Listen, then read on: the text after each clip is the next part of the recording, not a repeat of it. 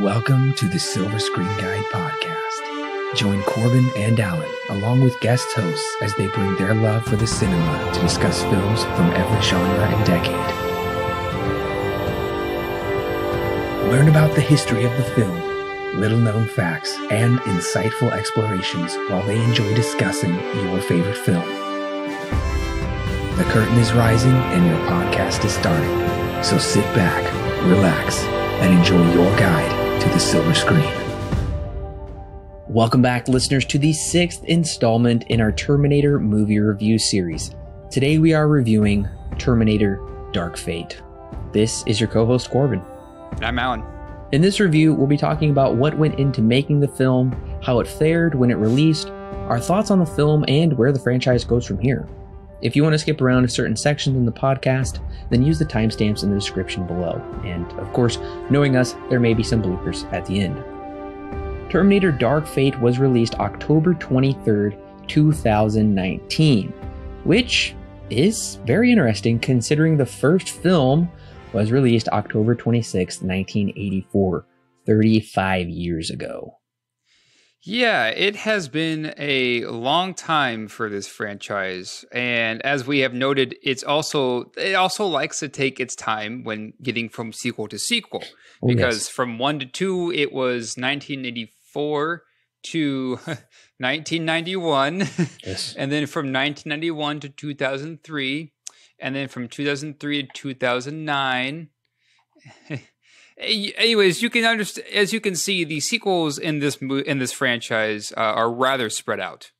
It did take 4 years from Terminator Genisys to Dark Fate, which surprisingly is actually the shortest gap in between films in this franchise. The longest still holds supreme between T2 and T3 with a whopping 12 years.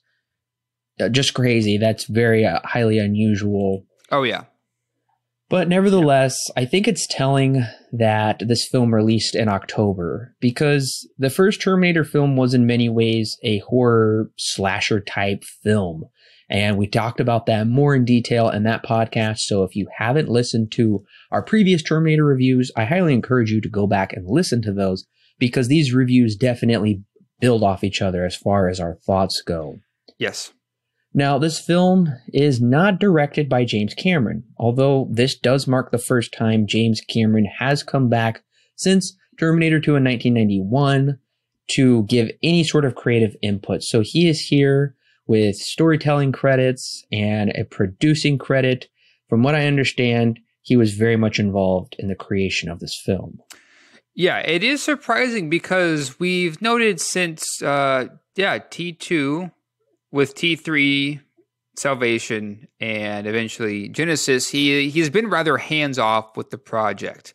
And even when he was given the opportunity to come back, he was kind of wary about doing that. It seems, even with this one, with Dark Fate, he's attached to it, but more at like an arm's length attachment to it. So it's interesting. James Cameron has created what many consider to be one of the greatest action movies of all time with T2, and since then has kind of tried to keep away from it.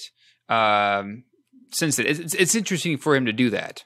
And another reason he hasn't been a part of this franchise in so long is because he was legally obligated not to be involved in any sort of capacity. Because as we discussed with Terminator 2, a lot of legal rights battles ensued and caused certain companies to go bankrupt over the rights to these films. So Cameron ended up not having the rights after Terminator 2, and it's traded hands many times. We covered that in the other episodes. But in 2019, or somewhere around that time period, probably 2018, the rights reverted back to Cameron, meaning he could be involved in the creative process. Right. Now, this film is directed by Tim Miller. I don't blame you if you don't really recognize this name. He hasn't done a whole lot. Most people would probably know him from the first Deadpool film, which was highly successful. Yeah, and I think that's really all that he's done, right? I mean, in terms of directing.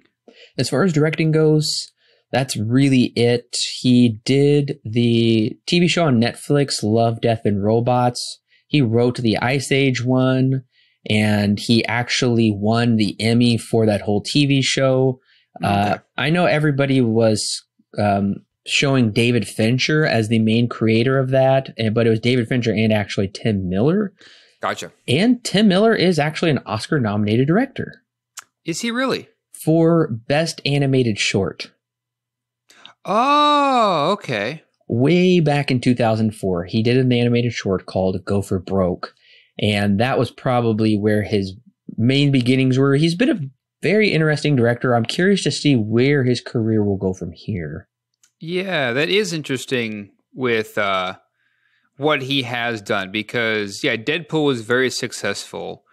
But in terms of a feature-length movie up until this point, that's literally all he's done is just Deadpool for feature-length movies. So being handed the reins of Terminator, which at this point, we've also noted that the last few movies have had directors that are not necessarily bad, but are very interesting in their previous lineup of films.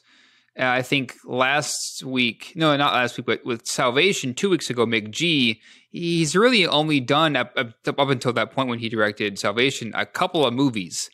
So it is interesting to see this, I guess, common pattern here with choices on directors.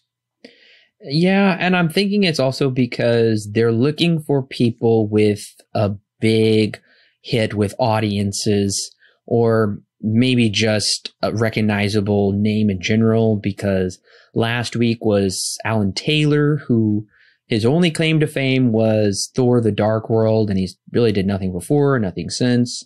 And I guess Tim Miller is the most successful director since James Cameron, because Deadpool, I think it did almost $1 billion at the box office alone. Just crazy numbers.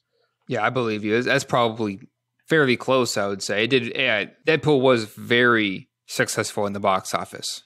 Now, originally, Tim Miller was on board with directing Deadpool 2. He was in the creative process of getting that movie underway, but due to certain differences, he left the project, and then he immediately came on board for this Terminator film. Right. Now, as for the writers, we have some really big Hollywood heavy hitters.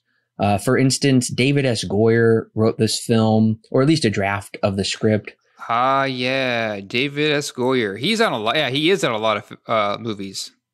Yeah, particularly Batman Begins, The Dark Knight, Dark City, Batman v Superman. Apparently, he's announced to write a new Hellraiser movie. Interesting. That surprised me. Justin Rhodes, on the other hand, I don't think he's really done much of anything. But Billy Ray, I thought maybe Billy Ray Cyrus? No, not him. But I'm thinking, who is Billy Ray? Well, Billy Ray's done Flight Plan, Breach, great underrated movies. Go back and check those out. State of Play is also very underrated. The Hunger Games, Captain Phillips, Overlord, and most recently, he wrote Gemini Man and Richard Jewell. Interesting. So looks like he's had a lot of experience writing a bunch of movies. Plenty. And I'm so glad they brought on seasoned, experienced writers. Yeah. Now, you'll also notice this film has 3 more story credits, including James Cameron and, very importantly, Josh Friedman, who was the creator of the television series. I am currently in season 2 as of this recording. By the time this goes live, I'll have finished the TV show. They do introduce a lot of ideas, actually, that Josh Friedman came up with the TV show. We'll talk about those later on. Okay. And I was pretty shocked to see the scores done by Junkie XL. Yeah, and we'll probably talk a little bit more about the score later on, but I noticed almost right away that the score here is something very different than what we've heard before. And yeah, Junkie XL, who has been, especially now, has gone only up in his popularity, because I think the first time I heard about him would have been Mad Max Fury Road, if I'm not mistaken. Yes. And since then, he's been in all kinds of stuff. Alita Battle Angel, Mortal Engines, all kinds of stuff. So yeah, pretty big name composer here. Now, it seems as if all the stars are perfectly aligning to create just the right Terminator film fans have been hungry for all of these years, because this did get the R rating from the Motion Picture Association of America. We haven't had an R-rated Terminator film since 2003's Terminator 3, because the previous two entries went with the all audiences get all of that money in their PG-13 rating. That's right. Yeah. So in some ways, I can definitely see this being a return to form for its fans because, I know that we had mentioned the controversy in Salvation with its first PG-13 rating, and then again with Genesis. And speaking of Genesis, this is not a sequel to Genesis. Yes. If you listened to our review last week, we talked about where that franchise was going, well, or lack thereof, because Genesis was supposed to kick off a new trilogy once again, and due to its poor box office returns, the two sequels were scrapped. And then Cameron came on board. They said, let's start anew. Let's pull a Halloween 2018 and make a sequel directly to the very original film and forget the mess in between. Luckily, this series isn't nearly as a mess as Halloween is with its multiple timelines. I think it's only like one or two, but yeah, it is kind of interesting to see that they've essentially scrapped every movie with the exception of the first two, and are just going back and playing off a direct sequel from Terminator 2. It's the smarter move because those are the two most beloved films, as we've discussed, and the previous films left a very sour taste in many people's mouths and really soured them on the Terminator franchise. And it should be noted that they also brought Linda Hamilton back, James Cameron's ex-wife. Don't forget that tidbit of information. They married after T2, and of course they're divorced, but James Cameron said, it's not going to be Terminator if we can't get Linda back and if we don't get Arnold back. And they did. They got both of them back for this film. So as of right now, it seems like we're in store for the Terminator, at least the end to a trilogy we never really got. Right. And this seems to be kind of the norm nowadays, where they bring back the original actors of that original movie. Because we mentioned it a second ago, Halloween 2019 did something very similar. They brought back Jamie Lee Curtis once again after however many years from being in those Halloween movies.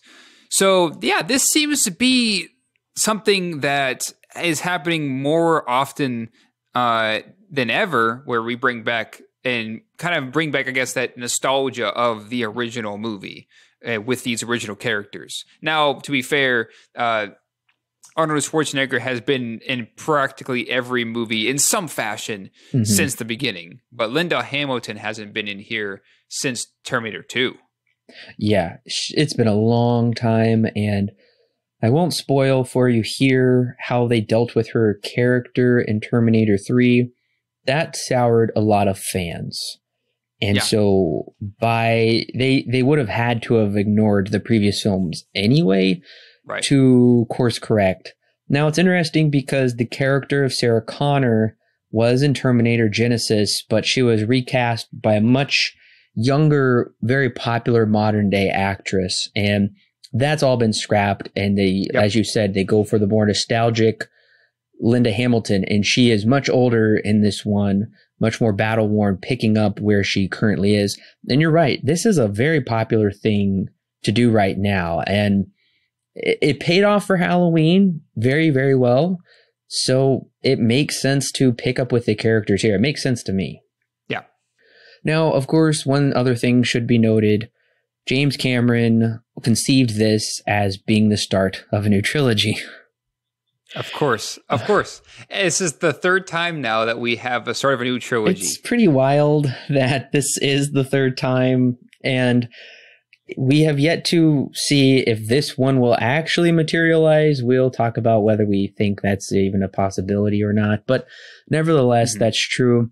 And I do want to give you my quick thoughts real quick why James Cameron did not come back to direct this film. And that is because he is waist deep, maybe I should even say shoulder deep, in the earth of Pandora. He is working on Avatar 2, 3, 4, and 5, trying to film like all of them simultaneously. It's crazy. So he's way too immersed in that, and he is definitely a director where it's one project at a time, and he's all in for it. So he's still been producing and giving creative input. He also did Alita Battle Angel last year, produced on that with Robert Rodriguez. That's right. He was really wanting to see that come to fruition, but he hasn't directed that. Yeah, he hasn't actually directed a movie since Avatar in 2009. So, yeah, he has, since then, I know he's been trying to get Avatar 2 out, and it was originally released to come out, what was it, like a couple years after Avatar 1, and then just kept getting pushed back until finally it was supposed to come out in 2020. And then, of course, Disney bought out the rights of that company. I think it was Fox, and then they pushed that back. So it sounds like now it's actually going to come out. He said it wouldn't. We were told it wouldn't take 10 years like the last one, and now it's taken 10 years. I guess we'll see. I know that disappointed a lot of fans that Cameron. Yeah. I think a lot of people believed Cameron was going to come back, and I think this was also probably his own fault because he said he was going to come back and direct these new films.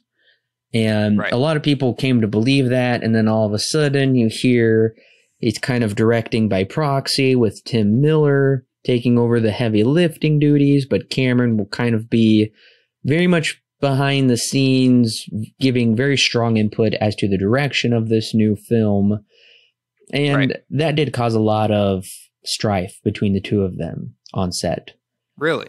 It did. Miller came out in an interview and said he will never work with Cameron again. Really? He didn't say that in a disrespectful way. He said they both respect each other professionally and they're still friends behind the scenes.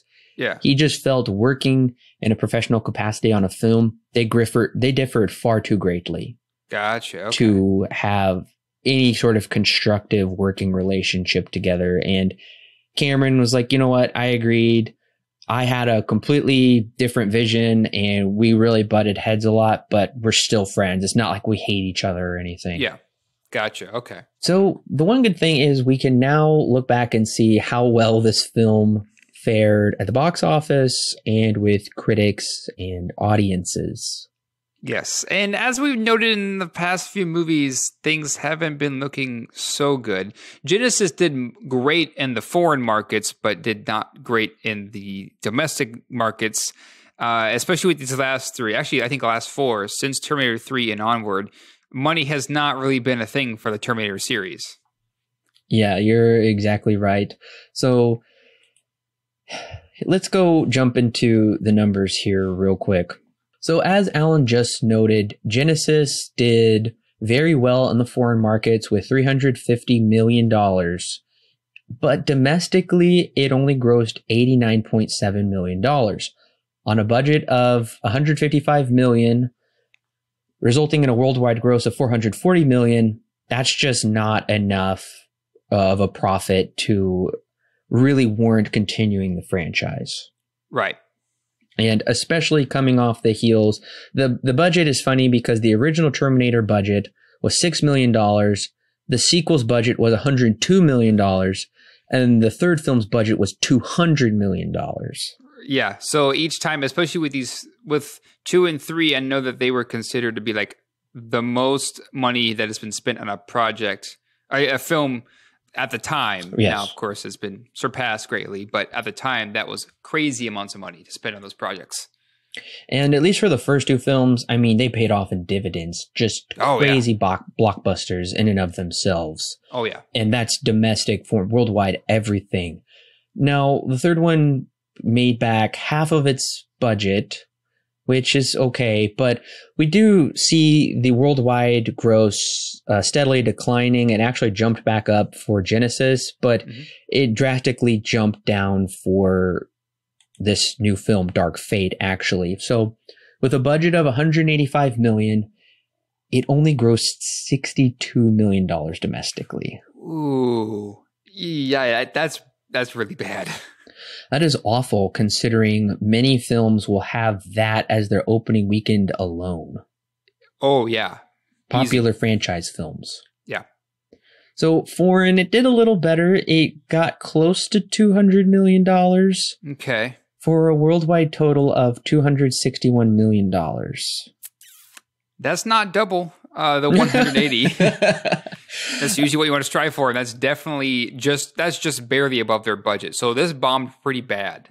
It did bomb very bad with it. Okay, I'll give it this. It was number one opening weekend. That's good. With a box office of $29 million. Yikes. Well, then again, it also released in October. There isn't really a whole lot that releases in October. Well, and this is the thing that's very interesting because the film wasn't originally slated for October. It was actually supposed to come out July 26th. Really? And they bumped it back a couple months. Huh. To its, I would say, to its detriment, but honestly, I think they were worried the Terminator franchise couldn't compete with the big boys, with the Marvel type movies in the summer months anymore. So they're hoping to maybe recapture some of that initial success from the first Terminator film by pushing it to October. It didn't happen. So at least it scored 2 million more than Genesis. Genesis had 27 million its opening weekend. But at the height of their fame, Terminator did best with only a $44 million opening weekend. And that was for Terminator 3. Yikes. That's not good. No, so these films have never opened very well at the box office opening weekend. They've always been fine. 3 of the 6 films have been number one. At least it's back up because Genesis opened at number 3 at the box office. Very bad. Just to mention real quick, opening weekend, what the films were. This went up against Joker. Ah, okay. Yeah, bad idea because Joker, I believe it's like the highest grossing superhero movie or R-rated movie of all time now or something. Don't quote me on that, but it did like $1 billion in and of itself. Yep. So it was Joker, Maleficent, Mistress of Evil, Harriet, and the Addams Family. Okay. So what I'm seeing here is the only competition it really had was Joker. Because I know Addams Family didn't do very well. No. Maleficent didn't do very well. So. Yeah, no, nothing else did very well at all. Joker was its only competition, and Joker had been out for a while. Now, this film did drop like a rock after its opening weekend. In its second week, it dropped to number 5. Ooh. And then to 11. Ooh. And then to 16. And after 5 weeks, it was at number 18. Yikes. And it was only in theaters for 8 weeks, ending at... Really? Yeah, only 2 months. That's surprisingly short.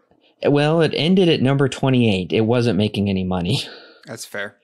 Yeah, as soon as it started to drop, it started to lose theaters as well. Gotcha. Costing them more to ship the thing out than to keep it in theaters. Oh yeah, they were going to lose money if they would have kept it in there longer. It wouldn't have been financially viable to do that. Gotcha. So, what do people think of this movie? So currently on IMDb, it holds a 6.3.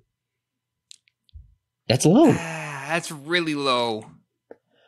But be reassured, it is. Never mind. It's the lowest. Is it actually? Let me look here real quick. Actually, it's tied for the lowest. That's right. It's tied with It's tied with Terminator 3. 3, yeah.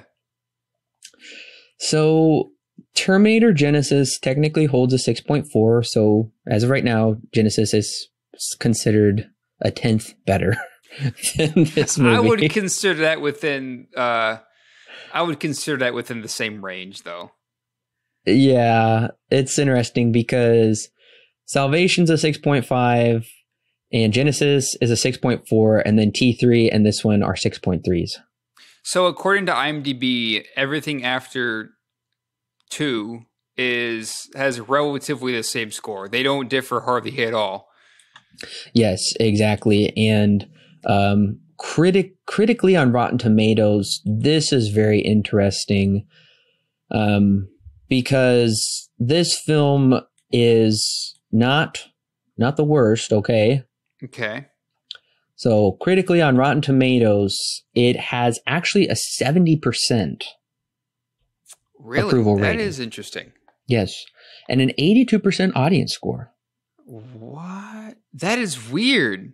Yeah. Usually the audience score is pretty much the same on every scoring website that I've seen so far that we've talked about. So seeing a really high audience score on Rotten Tomatoes and a rather low one on IMDb, that's interesting. And this is way up from Genesis. Genesis had a critic score of 27 and an audience score of 53. So this, according to critics and audiences on Rotten Tomatoes, is considered far better. Metascore is a 54, which is in the yellow, generally mixed reviews, but up from Genesis' 38. Right. And of course, CinemaScore gave it a B+, just like it's given every single Terminator film since T2. Nothing's changed with that. B+, man. Okay, so Terminator Dark Fate, critically at least, is within the top 4 of 6. So that would be 2/3. It's the 2/3. Okay. It's not bad, but considering what else we have here, it's also not great. Right. I'm also including the TV show within that because the TV show actually has a 7.7 on IMDb. Okay. And an 85% critics rating. So it's actually a very beloved entry in the franchise. Okay. So, Alan, you didn't see this movie in theaters, right? I did not. In fact, I'm going to be honest with you. Let's see. This came out in October. So I would have just moved back to Chicago at this point. So I was probably too busy and didn't realize it came out or when it left theaters. Yeah, I didn't go see it either. All I know is that my soon-to-be mother-in-law saw the trailer. She told me it looks great, it looks exciting, but don't watch it because it gives away too much. So I stayed away from all trailers. I mean, I only got glimpses of like the characters and of course the iconic Linda Hamilton returning. And that's all I saw. I went into this movie completely blind, not knowing a thing. But I did go ahead and watch the teaser trailer and the theatrical trailer. Okay. Now, the teaser trailer is slow. It gives away the whole movie and major plot twists and character reveals. The song is obnoxious. I hate these slow, melancholy songs they throw in trailers now. It's just indicative of a very boring modern-day trailer. Mm-hmm. Honestly, the CGI looks pretty ugly, and the trailer didn't do anything for me. And that was an awful teaser. Now, the theatrical trailer is mostly a repeat. The ugly music is gone. And once again, if you want to see the whole plot, then watch the trailer. It's not a good trailer and nothing compelling in the movie there. Gotcha. I did watch a trailer. It was definitely a theatrical trailer. I forget exactly which one it was. I remember it being okay. But it was nothing that I thought was honestly too shocking. In fact, it looked like almost every other trailer for every other movie that's bringing back its actors. And that's really all that I can really say about it there. Because I also was able to stay away from pretty much everything, except for, of course, for the poster of it. So, yeah, I was able to stay away from... I know I didn't see a trailer for this. But yeah, outside of that, the only thing I remember seeing is the poster. And the poster does reveal all of the characters. Arnold Schwarzenegger is back. It feels like it's supposed to be a surprise reveal, but they have it on the poster, so. Yeah, we'll talk about when he's revealed. I'm still not sure when the second act ends and the third act begins. We'll talk about it. But so, okay, just judging by this trailer you saw now, and let's say you haven't seen the movie yet, would the trailer get you into the theater? Okay. Seeing it, having seen the other movies. Yes, you're a fan. Probably not. I don't think I would spend much time going to see it. Yeah. The trailers have become increasingly worse, I've noticed. Yeah, I can probably agree with that. So I agree. This trailer wouldn't get me in. For me to personally buy my own ticket opening weekend, I will wait till the red box comes out, which is what I did. Well, listeners, if you haven't seen Terminator Dark Fate, and you don't want the film spoiled for you, then go ahead and click pause. Go ahead and watch the film. Come back and click play, and we'll be ready to talk about it. In 1998, shortly after the events of Terminator 2, John, sort of reprised by young Edward Furlong, and Sarah Connor, reprised by Linda Hamilton, are living peacefully, albeit cautiously, in Livingston, Guatemala. Which is funny, side note real quick, I was watching it with my dad, and he sees Livingston, Guatemala, and he says, "I've been there!" And then he sees the cantina there, and he said, "I remember being there." Really? So, it's a real place. That's crazy. Because, a few years back, my dad was in Guatemala, and so that was cool. He immediately had that connection. That's cool. Sarah and John are, as I said, living peacefully, albeit cautiously. That is until another T-800 is sent back and murders John right there on the spot, leaving a grieving Sarah over her dead son. 22 years later, it's 2018, and an augmented human named Grace, played by Mackenzie Davis, is sent back to Mexico City to protect Danny Ramos, played by Natalia Reyes, against the Rev 9, Gabriel, played by Gabriel Luna, who was also sent back from the year 2042. While escaping the new Terminator in a high-speed car chase, none other than an aged Sarah Connor appears to wipe out the Terminator. Unfortunately, Grace and Danny steal Sarah's ride, so she can't finish off the machine. Sarah catches up with the ladies, one of which, Grace, is crashing and needs medicine. Once they get Grace back on her feet, Sarah explains that over the years, she has been receiving anonymous text messages that tell her the date, time, and coordinates of where a Terminator will appear. The messages have been mysteriously signed for John. This is how she knew to find the ladies on the bridge. Surprisingly, Grace has tattooed on her abdomen the same coordinates as those where the texts originated. Grace also reveals there is no Skynet in the future, but rather a different evil AI called Legion. The trio decide to embark across the border to Laredo, Texas. While being smuggled across by Danny's uncle, the Rev 9 has been hot on their trail, through constant hacking and murdering. He tips off Border Patrol as to their whereabouts, causing them to be captured. In a bloody battle, the trio barely escape the holding facility and make their way by helicopter to their coordinates. They finally find the mysterious figure who has sent Sarah the messages. His name is Carl, reprised by Arnold Schwarzenegger, and he just so happens to be the T-800 who murdered John. See, after Carl's mission was complete, and he no longer could receive orders from Skynet, since it no longer exists, he found his life meaningless. Through time, he developed empathy, especially when he met Alicia and her son Mateo. He rescued them from a horrible domestic situation, and through that began to learn what he took away from Sarah and what she lost.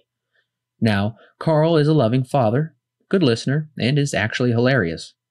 The four of them decide they can't stay there since the machine will never stop tracking them. They devise a plan to buy 2 EMPs, electromagnetic pulse bombs, to fry the Rev 9. But Sarah assures Carl once they destroy their hunter, she'll destroy him. And he understands. After getting the EMPs from Major Dean, played by Fraser James, the Terminator chases them to an airfield, where the group takes a C-5 cargo plane.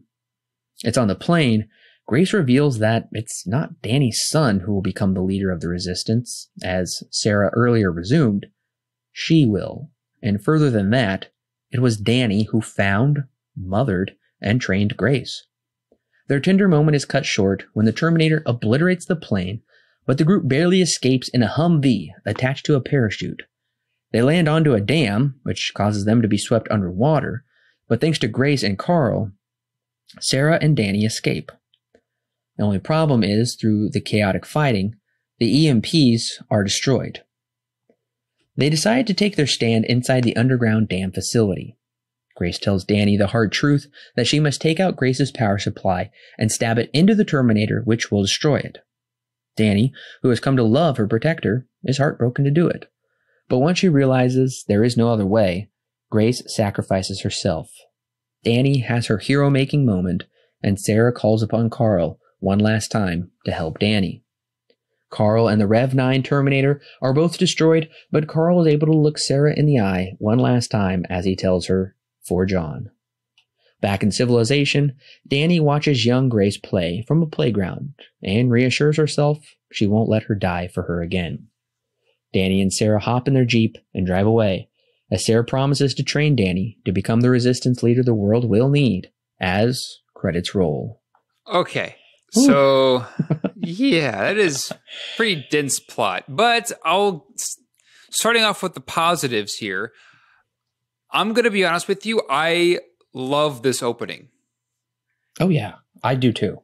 And the reason why is because I feel like, with the exception of Terminator Salvation, we've been on since day one, since the very first movie it's always been the same story.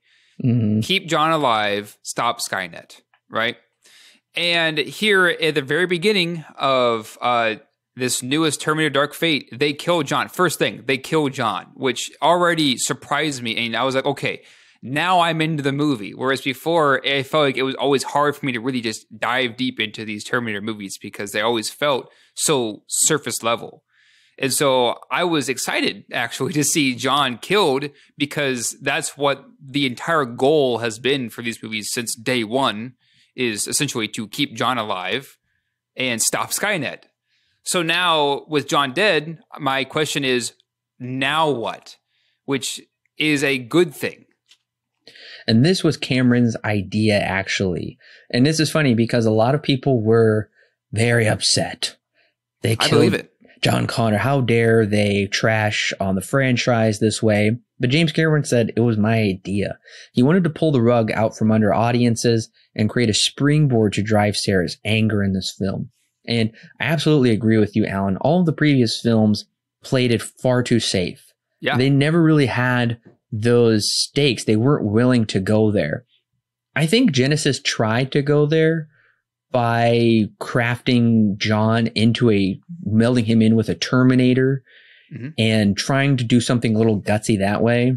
But picking this up 3 years after T2, I gotta say also that de-aging is just, I can't even believe how amazing it was. That was incredible. Oh yeah, no, the de-aging I felt surprisingly looked very convincing. Now, I did also watch this on DVD quality, so I would love to see what it looks like with Blu-ray quality. But from what I was able to see, it did look very good. So, yeah, seeing a young Sarah Connor and a young John Connor was surprising because of how good it looked.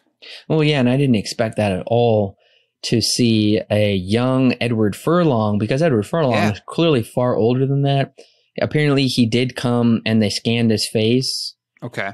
And he was hoping they were going to give him this big role just so he could make, in his words, a ton of money. Yep. He would love to do more, but we'll see what happens. Those were his words. Okay. Gotcha. But nevertheless, they did use some of those facial references. This also gets me excited for where we are technologically. Yeah. If they can make Linda Hamilton, who, and mind you, the first film came out 35 years ago. Mm-hmm. This looked like they shot it maybe just a couple years. It looks like they shot it right around T2 in 1991. That's how great she looks. That was incredible. Apparently, this was going to be a little longer, and Sarah and John were going to talk, but this is something I always have issue with. They haven't figured out the lips quite yet. Yeah. With this whole de-aging thing, or resurrecting somebody from the dead, essentially. And Cameron realized that. And he said, you know what? The lips don't look right. It's going to take the audiences out of it. Let's just keep it short. And it works perfectly. And a great opening scene. Yeah. And it also tells us that, pretty much everything before this, up until T2, we're going to just scrap. So it helps also, not only just, ripping the rug out from under us, because we have, at this point, we kind of know what to expect. But at the same time, it also gets us into the mindset, saying, we're going to take out everything up until T2, and we're going to start from there. We're going to essentially start fresh and build off from what is already proved to be successful. And so, they're essentially just retconning the entire franchise up until a certain point, which is, again, a smart move because really we've only been adding on to the story since T2, and Terminator Genesis is really the only one to kind of go and mess up the timeline. But at the same time, it was just ended up being more of a repeat of Terminator 1 than it did anything else. Something that I think they correctly fixed, which was one of our biggest complaints, is that this doesn't undermine the victory of Terminator 2. Yeah. Because in Terminator 2, they believed they have stopped Judgment Day. And then in Terminator 3, we learned Judgment Day is inevitable. They only prolonged for when it would happen. Right. So in this film, Judgment Day has never happened so far within the timeline that we're given in the present. Mm-hmm. So I'm really appreciative that they fixed that. They give the victory of Terminator 2, but it's also still a tragedy. Right. Because Sarah at the cost of losing John. And this also fixes one of my biggest issues is why do they wait so dang long to keep sending back Terminators? And she says they just kept sending them back. Right. To try and kill them. So they were really never living a peaceful life. And I said, thank you. That was what makes sense. It doesn't make sense to wait till John is 20 and send one back every 10 years. Right. That really bothered me. So I'm glad they're already fixing a lot of things in this movie. And I kind of mentioned this earlier with the music. I mentioned Junkie XL and how I noticed that there was a noticeable difference with the music here. I said this before. I think it was in either T1 or T2, the podcast for those. But I remember saying that I didn't really like the music of Terminator. Even the main theme I thought wasn't really anything special. But this, and really up until this point, I have kind of just not even paid attention to music. But now with this one, I noticed it this time, where it sounds noticeably so much better than it has in every other Terminator movie in my mind. And that's because maybe we have Junkie XL, who is a very good composer. So I was surprised to see the score as good as it was. Now, it's not one I would go out and listen to very often, or really ever, but it is something that I noticed to be something that was a noticeable upgrade from basically every other movie that we've had in this franchise. One of the best things the score does for me that I can say is it really aids in the action scenes to really up the adrenaline and intensity. So I think blending the action on screen and taking that score together, I think they blend very well and they really complement each other. The one negative I had about the score was in the very beginning when we get the opening title credits with Terminator Dark Fate. Yeah. And we're getting the main Terminator theme. And there's this really almost like soft but abrupt cutoff of the score. I don't understand the choice for that. Did that stick out to you at all? I guess it didn't, no. Bugged me. Yeah. But I will say this, Junkie XL is a great choice because he excels at more electronic-y compositions. I noticed this in Mad Max Fury Road, and a couple of the other things he's also done tend to be very heavy on more of an electronic side. So this makes total sense to have Junkie XL on to be the composer for the soundtrack. One of my favorite actresses in this film is not Linda Hamilton, actually, but Mackenzie Davis. Okay. So the last time we had a strong female lead in a Terminator film, or at least a fighting one, was the TX, I would say. And I'm not going to say the Sarah Connor from the last film, from Genesis. I'd say Mackenzie Davis is more on that level. I think she handled the action scenes incredibly well. And I think she brought an urgency, and she was a very strong, tough female presence that I would say this series has tried to do, but has always failed. So I liked that they brought in a tough female this time. Yeah. Aside from Linda Hamilton, okay? Yes. Yeah, no, they are definitely hearkening back to T2 with the strong Sarah Connor main lead. Terminator has always tried to have strong female leads, or at least strong females in general within their movies. And within the last few, they've kind of been lacking, I feel. And this one, they essentially just say, okay, let's just go completely women-centric for this entire movie. And I think it works actually surprisingly really well. So, yeah, I was surprised not only by her performance, but also how strong just in general these female leads ended up being in this movie. I was surprised by that. I wasn't sure what to expect from her because the only other time I've seen her is when we reviewed Blade Runner 2049. That's right, yeah.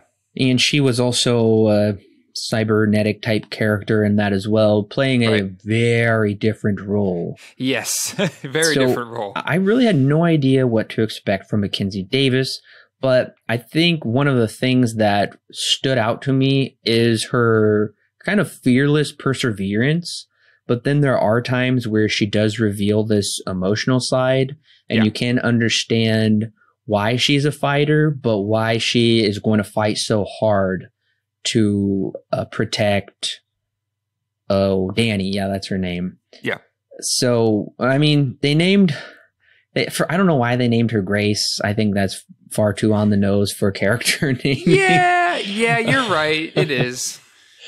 And I do know some other people didn't connect with Grace's character as much as I did, but I like the look of this character.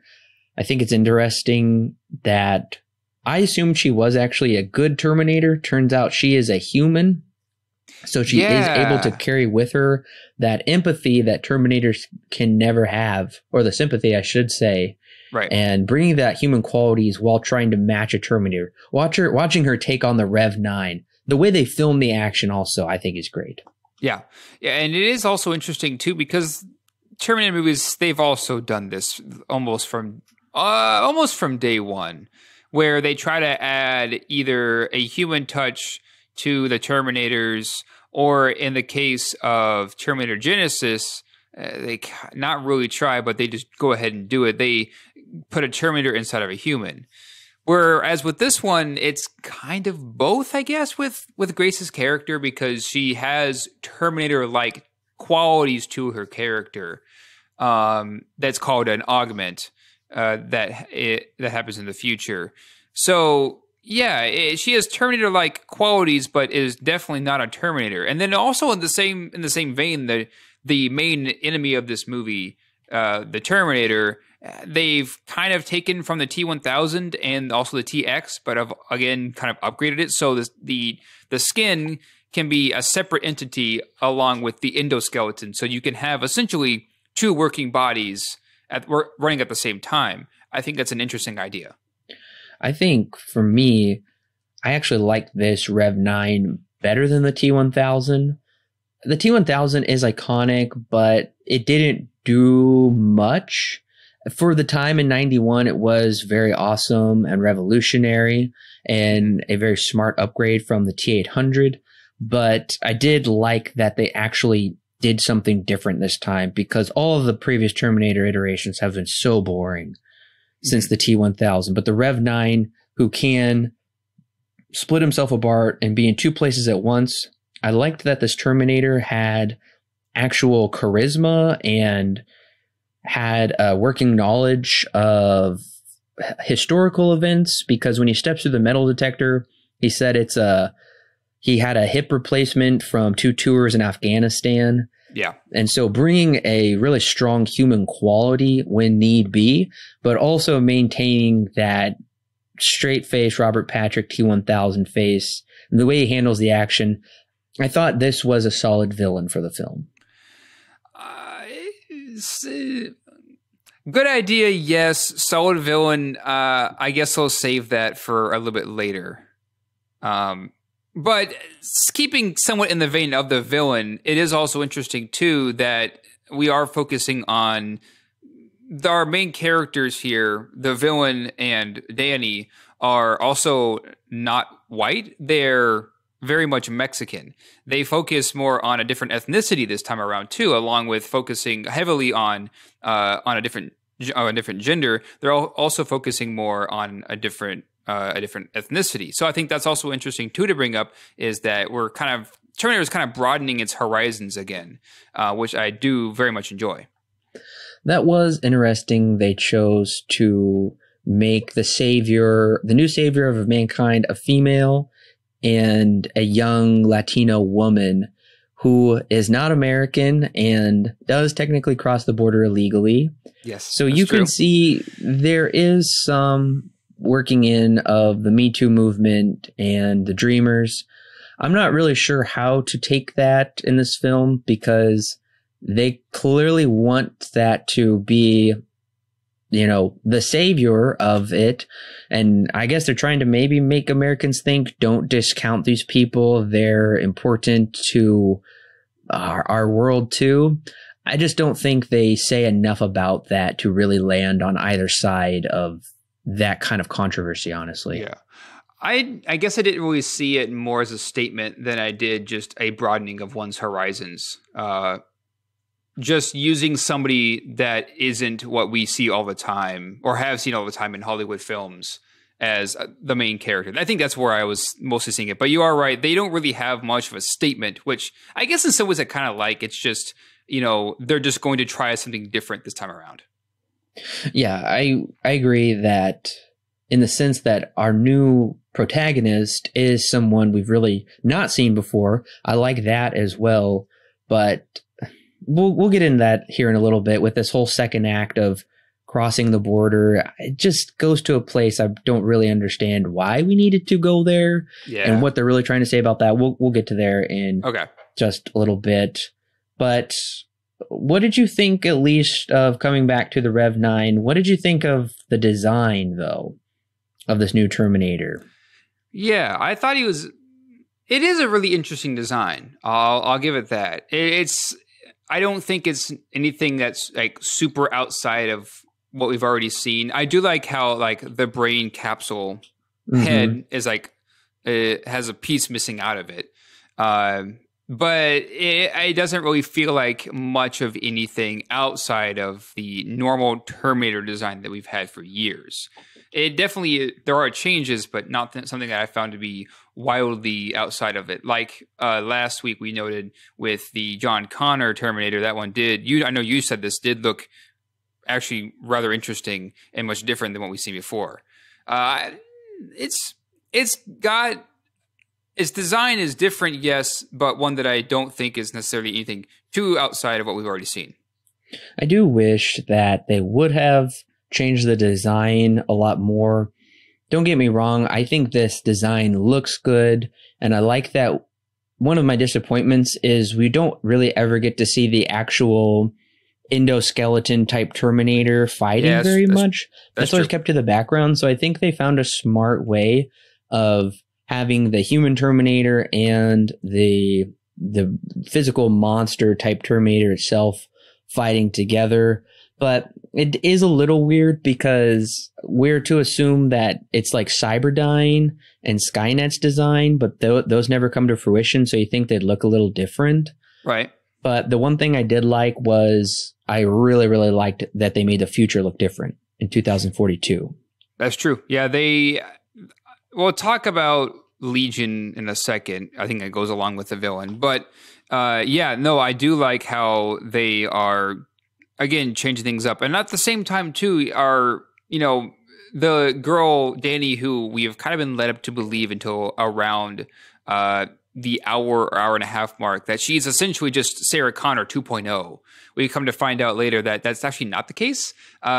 The leader that she gives birth to is actually just herself. She is the leader for the future.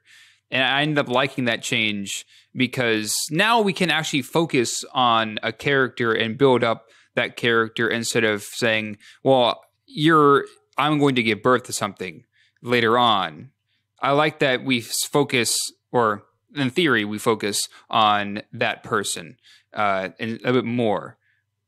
We'll get into a little bit how they handle that a little bit later, but right. I like the idea of Danny being, like, I guess, the leader who would become the John Connor of a different future.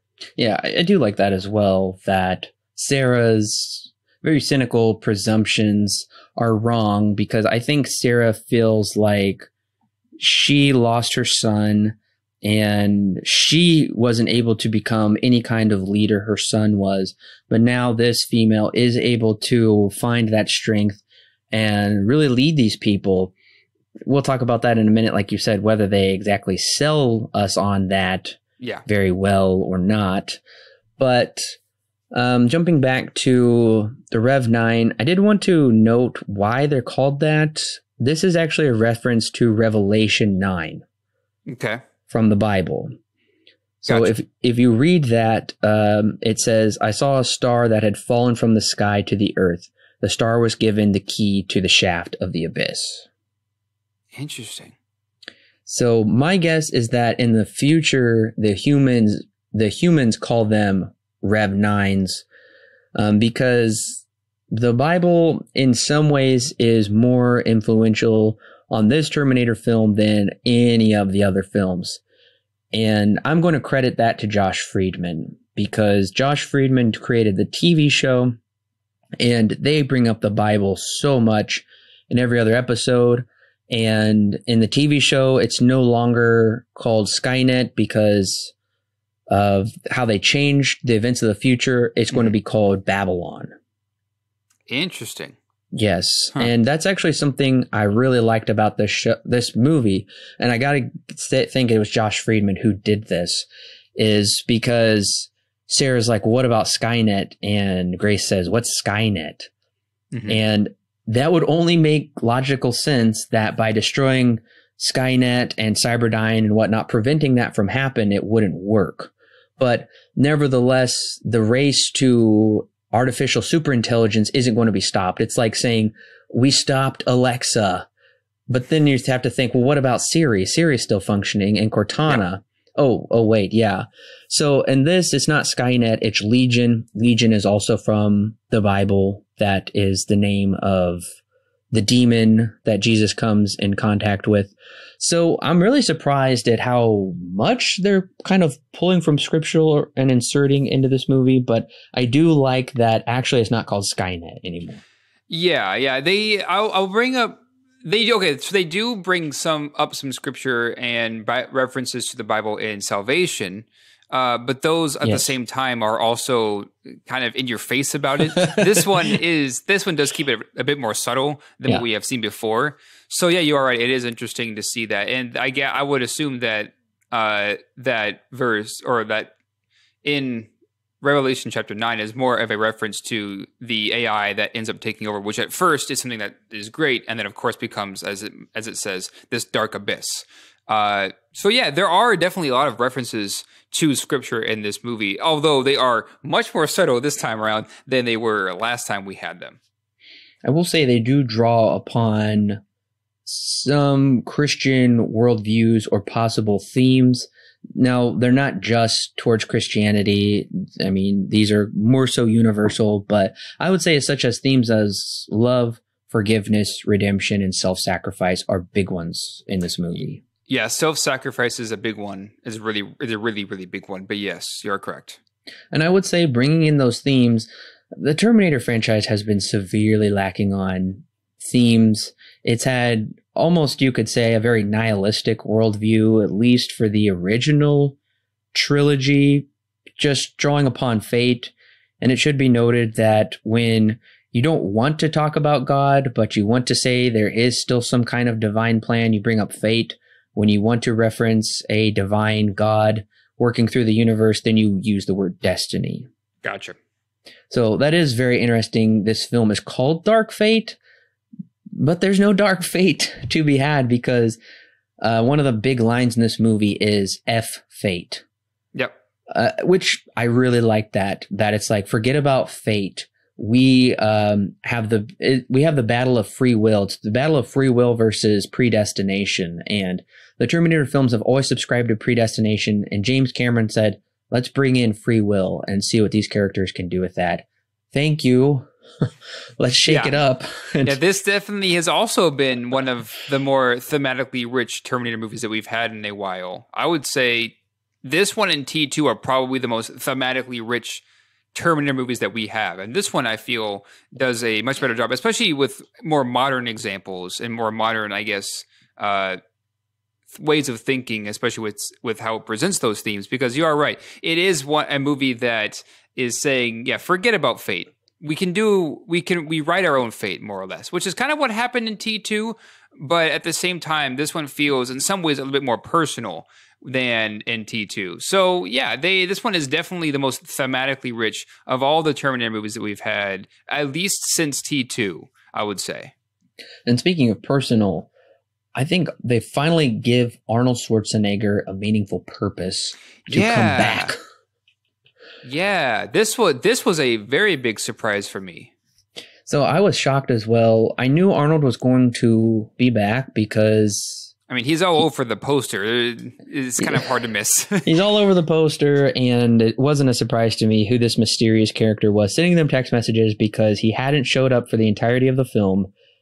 Who's left to show up? Yeah. So it's Arnold.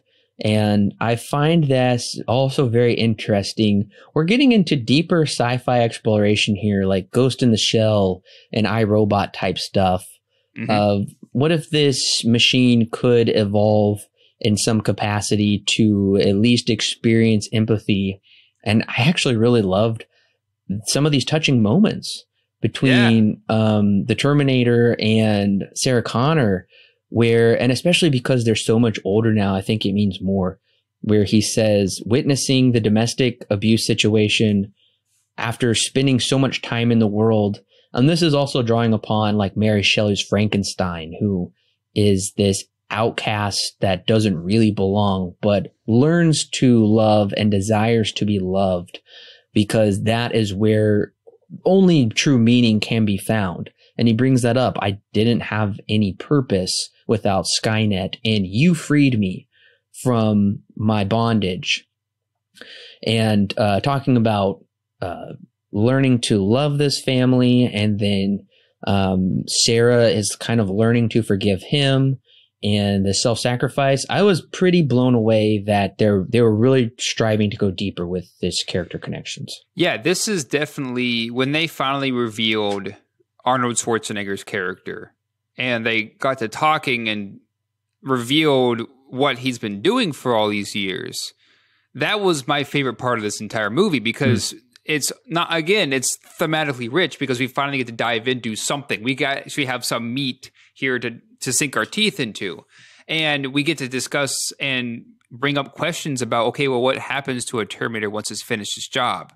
Which in this case, we find out that the Arnold Schwarzenegger, the T-800, has somewhat developed some kind of empathy, and even has a family, and even wants to help Sarah Connor in some ways reconcile and ask for forgiveness in some kind of a way, and maybe in search of some kind of redemption for what he has done. It's weird to say that's coming from a Terminator movie, because they've all been like just literally walking machines. They don't really have many feelings until finally this one, they finally decide to reach down and say, okay, well, what if the Terminators are a little bit more human than what they were ever made to be, or what they'd end up becoming that way? What happens next? I think that's very interesting. And that's also kind of what I'm saying, is there are these more so subtle Christian themes that are woven into this movie, of kind of being freed from bondage and the ruler of the world being cast out. And I really found those to be fascinating. They worked those in there. And it was touching when Arnold said, my past has finally caught up with me. Yeah. And I understand that I have to pay that price. And he looks at everything that he's built and he says, I won't be back. And I thought, if that was like the perfect usage of that, I would say, that actually brought some sentimentality to it, instead of just making it a fun line they have to throw into every movie. But also, I gotta say, he's the funniest in this movie. Yeah, since he's been in a long time. Oh yeah, he is definitely, he wasn't lying when he said, I'm also very funny. Yeah. He is rather, actually surprisingly very funny. I know. I love that when they go down to his gun bunker and they're like, why do you have these guns? I thought you were like a really nice guy now. And he said, according to my calculations, 73% of humanity will fall into barbarism. And this is Texas. Yeah. And he's also, they're just shooting the breeze, waiting for the general to give him the EMPs. And he's just telling his drapery stories to Danny. And he's like, a father wanted to decorate her room all in pink bunnies. And I said, don't do it. Yeah. I was just cracking up. Yeah, it's surprising because I think it's definitely the way that he goes about it, right? It's part of just his acting style. Yes. Because it's kind of the same throughout most of the movies he's in. And then at the same time, it's also like the situation that you're in with him. He's a dad and he's acting this way. He's supposed to be a Terminator who is not supposed to have any feelings. It is actually rather hilarious. Well, the one other thing is, do you feel like Arnold and Linda are finally given proper closure for their characters? For Arnold, I think yes. I think we finally reached what Terminator 2 was kind of going for, which was giving more human-like qualities to a Terminator. And in this one, I think they finally reached that point where it feels satisfying now. With Linda Hamilton's character, I guess so, yeah, because she essentially kind of reverts back to her Terminator that's seen in Terminator 2 where she is a Terminator for a while. She kind of reverts that back to that, but it's kind of that way for a lot of the movie. She even wears the sunglasses when she's introduced. So, and then seeing here at the end where when she learns to essentially forgive this Terminator again for killing her son. I guess I do feel that their characters are wrapped up pretty nicely. Although I would say more so the T-800's character than Linda Hamilton. I would say the same thing. I feel like they are both given proper closure that gives me satisfaction. They came from an emotional story arc across the 3 films and kind of concluding with the machine that hunted her down and tried to murder her in the beginning now is helping her, and it also ended up murdering her son, and now it helps her, and that whole For John thing, I think they played it nicely. It could have become sappy if they would have done it wrong, but to me, I actually feel for once satisfied between these characters' closure. I was never satisfied that they just killed her off screen with cancer. We learned about that in Terminator 3. Yeah, thanks for that. Yeah, that was awful. So and according to Linda Hamilton in interviews recently, she said she is done with the franchise for good. This was her last hurrah. And I'm satisfied with that. I don't think they really leave it too open-ended for us, for character arc-wise anyway. Yep, I would agree with that. One last thing. I'm glad this film doesn't entangle itself in convoluted time travel plots. The last film would make an astrophysicist's head hurt. And I'm glad, time travel's been a huge crux of this series. Okay, we got it in 1, we got it in 2, and we got it in all the other dang ones. Just leave it alone. It's fine. They don't oh my gosh, we time traveled. The only thing that was a little weird was the whole time displacement ripples that the Terminator felt. That was like, okay, come on. I don't know what that's all about. They don't really explain it, but yes. Yeah, it was one of those things where it's like, huh? All right. One of my disappointments for the film is Danny being the leader of the Resistance is hard for me to accept, at least within the first film. And I think they did the wrong thing by showing a flash forward into the future and showing her kind of rousting humanity to fight against the machines.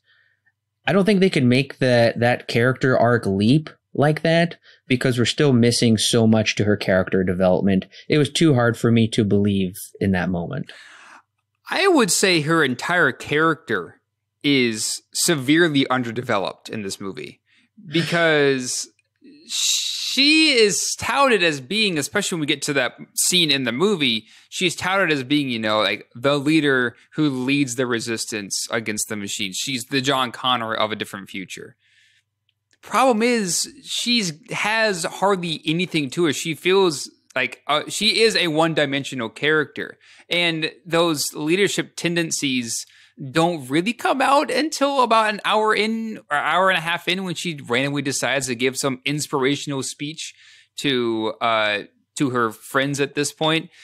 I don't know. I never really bought that her character would become a leader, and that's because I don't really know anything about her character. They don't really explore her at all. She is severely underdeveloped.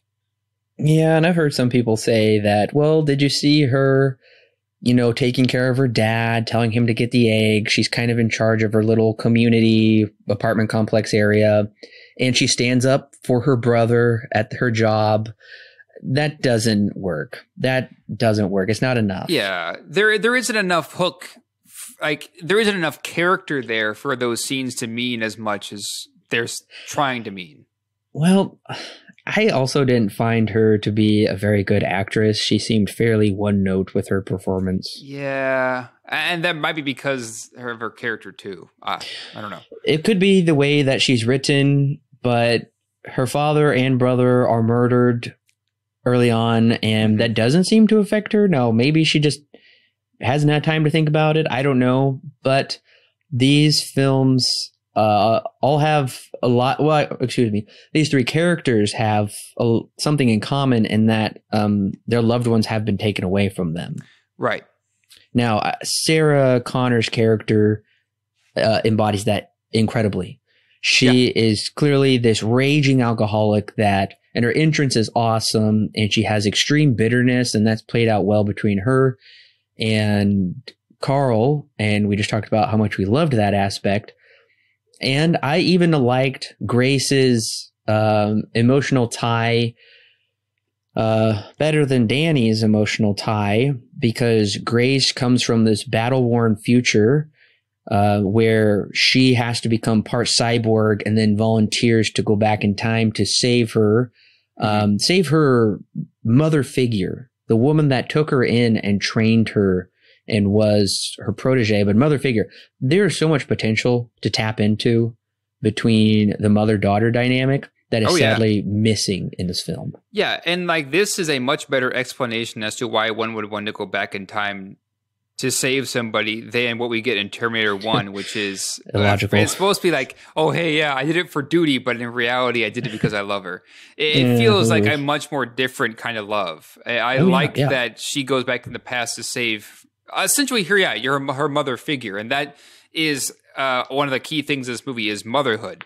I like that idea. The problem is, again, it's a much better way than they did in the past. But yeah, I wish there was more to that connection. And I think the reason why I say that is because there are too many characters in this movie that they have to focus on.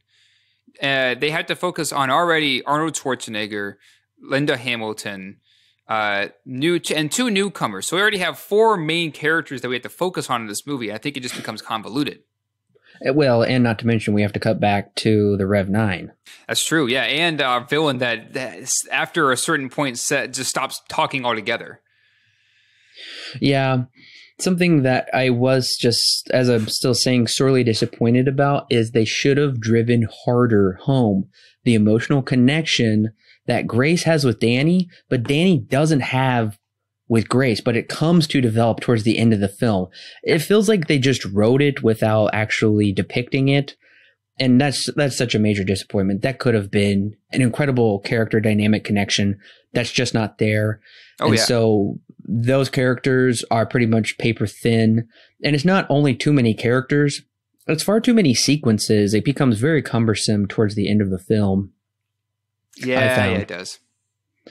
I found it very muddy, blurring the second and third act. Because I thought it was interesting that it took place in Mexico City. That's I've been to Mexico. It's been a very long time, but it was a new location, and I think a new location to a lot of people as well. Starting like under Grace falls like under the bridge, and they have the fight with the cops under the bridge. I was loving all of the locations and the different dynamics that it's separated from America, but I thought it was pretty annoying that they had to cross the border, and that's where it became very cumbersome. They have to hire her uncle, who is a coyote, and I'm not sure if they were trying to give that any sort of positive representation.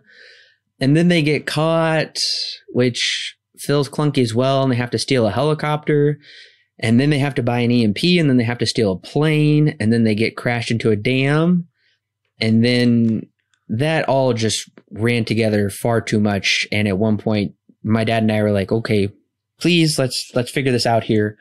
Because I thought the climax of the movie was coming when they were buying the EMPs, and they're going to battle it out at the airbase.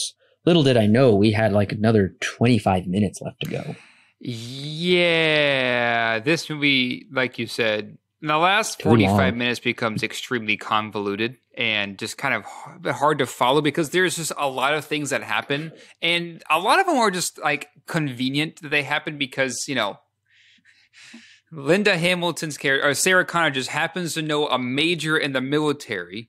That didn't make any sense. Yeah, she doesn't mention till some random moment in the movie, and he's willing to give her EMPs because apparently he owes her, and then also is willing to give them an entire cargo jet to leave on. It's partly is because a lot of these sequences end or start with something that is just so convenient that it's just like, okay, what? That's probably the best example of a very convenient situation is Sarah Connor knowing a guy who can get them these things. It's just like ridiculous. It doesn't make any sense because she is on the FBI's most wanted list. Yeah, like, okay. And he does make the funny joke, I just don't commit treason for anyone. But yeah, where did this come from? Right. It's not explained in any way. And he dies quickly, so we don't have to worry about him. And some of this becomes overload CGI. I find it to be quite ugly in some instances. Yeah, I can notably the in-plane fight scene has a lot of CGI in it, which some of it doesn't really look all that good. No, it doesn't. And when they have the Rev 9 doing all kinds of crazy flips, and he's just like leaping like a mountain cat onto cages, it doesn't look real at all. Oh, yeah, yeah. And speaking of the Rev 9, he's a villain that I feel is probably one of the worst villains that we've had in the Terminator franchise. Oh, really? Because he only really shows up, and this is in terms of how much impact he has on the story. He really only shows up when the script needs him to show up. It doesn't feel like he's really organically ingrained into the film. To be fair, however, the Terminator series has not really been one for villains either. No. So I guess he kind of fits in pretty well with the other villains that we have here. I mean, I feel like the villain in the first Terminator movie is probably the best one that we have because it one is so simplistic in its execution, whereas this one we have so many characters that we're focusing on, and also this villain that we're supposed to be focusing on. But I feel that he is just, again, underdeveloped and also underutilized. Arnold's villain in the first film is the best. I would agree with you. Yeah. He plays that off so well, so robotic. It's incredible. Right. I do like Robert Patrick's T-1000 because it is the perfect playing off the opposite of a Mr. Bodybuilder. He's this slim, sleek, killing machine that is just going to come after you with everything. That I hate the TX is worthless. Yeah. I guess Sam Worthington is supposed to be the bad guy in Salvation. That one's kind of hard to say who the villain actually is in that one. And that's confusing because it's almost a movie without a villain in some ways. I don't know. I will say one of the most rich villain is probably the John Connor Terminator hybrid from Genesis, because it proposes that interesting question of what if Terminator and man could come together and create the perfect transcendent being. I found at least the questions posed with that villain to at least be asking something and be trying to do more with the characters. It's not just trying to kill the characters, it's trying to bring the characters over to its side. Yeah. Which is something the Terminator has never done. So I appreciated it for that fact. this is very much in the vein of the T-1000, hunt them, kill them, and finish it off. There's not much to it, but I think Gabriel Luna does a great job with what he's given. I think I mentioned this in Genesis. No. Well, maybe Genesis, but it was definitely, I mentioned this in Salvation. The dialogue, I noted in that one, I wasn't a very big fan of. Same thing here. The dialogue in this movie is it can be really cheesy at times. I have a few lines here, like funerals won't help them and goodbyes won't help you, or one caught up with us and carry out orders from the future that never happened, or if you're a Mother Mary, then why do I want to beat the crap out of you? Oh, yeah. It doesn't have very good dialogue here. And sometimes, especially most notably the scene when Danny has her big stand-up inspirational speech inside the plane, it doesn't really come off correctly. It doesn't really come off like an actual inspirational speech. It comes off as a bit more cringy. Oh, yeah. There are tons of cringy dialogues. That Mother Mary one. Yeah. Let that one someone was else probably be mother. My favorite of the movie. Yeah, as far as cringe goes. Let someone else be Mother Mary for a change. Mm-hmm. Okay. And Danny's speech, are you talking about when she's in the flash forward in the future? Both. And the one when she's in the plane and then the one that also in the flash forward. They are very similar. Yeah, I found that to be pretty dumb. I didn't buy it at all, as if she's able to just change people's hearts and minds within an instant. Right. Why? Nothing would give me, I wouldn't follow her. I wouldn't. And what was the other line that I was thinking of? Oh, when Grace says, we're going to run. And she says, no, we're going to stand up and we're going to create a kill box.